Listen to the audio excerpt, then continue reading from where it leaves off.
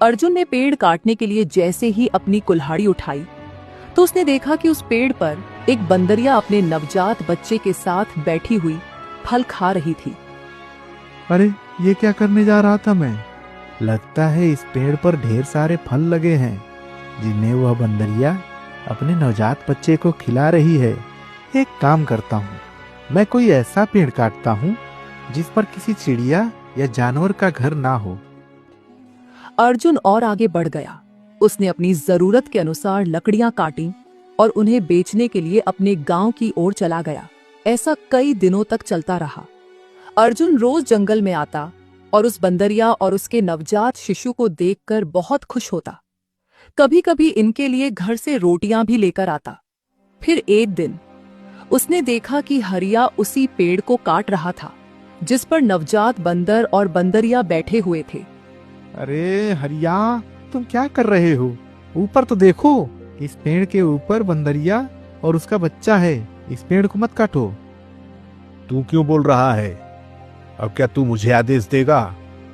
नहीं हरिया, कम से कम उस बंदरिया और उसके बच्चे के लिए तो मत काटो। ठीक है, ज्यादा ज्ञान मत दे, नहीं तो ये कुल्हाड़ी तेरे ऊपर ही चला दूंगा। अर्जुन यह सब सुनकर सहम गया। वह अब कुछ नहीं कर सकता था। फिर वह आगे की ओर बढ़ गया और वहां पर लकड़ियां काटने लगा। जब वह वापस आकर देखा तो हरिया ने उस पेड़ को काट कर गिरा दिया था जिसके ऊपर बंदरिया और उसका नवजात बच्चा थे। वह नजदीक गया तो उसने देखा कि उस नवजात बच्चे की मां बंदरिया मर चुकी थी। फिर उसने देखा कि बंदरिया अपने बच्चे को बचाते बचाते मर चुकी थी। यह सब देखकर अर्जुन को बंदरिया और उसके बच्चे के लिए बहुत बुरा लग रहा था। अरे हरिया, ये तूने क्या कर दिया? ऐसा पाप क्यों कर दिया?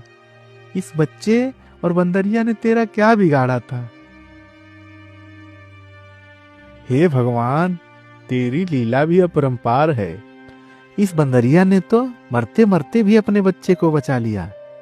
सच में माँ तो माँ होती है। लेकिन अब इस नवजात बच्चे का क्या होगा? हरिया कितना निर्दयी है।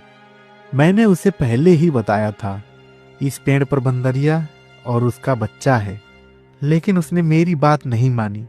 खैर, अब इसे मैं अपने पास रखूंगा। फिर अर्जुन ने एक गड्ढा खोदकर बंदरिया को सम्मान पूर्वक वहीं दफना दिया और नवजात बंदर को अपने साथ घर ले आया।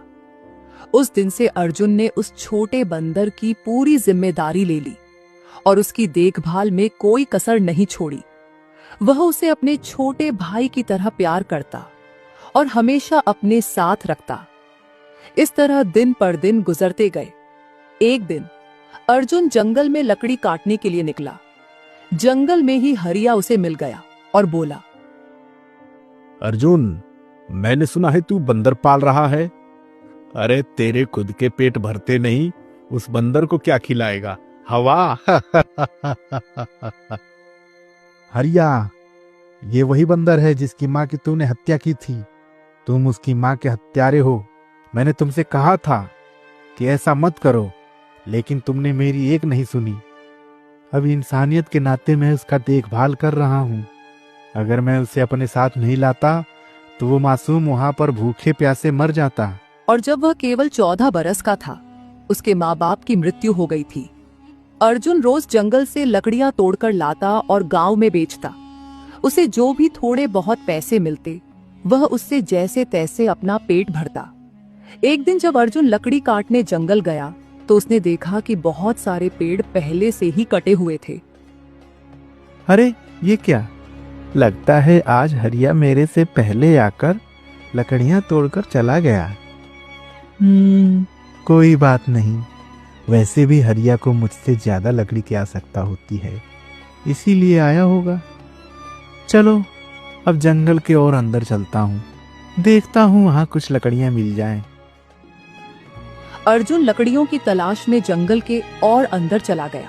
उसने देखा कि जंगल के बीच बहुत सारे पेड़ थे। अरे वाह, यहाँ तो बहुत सारे पेड़ हैं। अगले 2 महीने तक भी काटूं तो लकड़ी की कोई कमी नहीं होगी।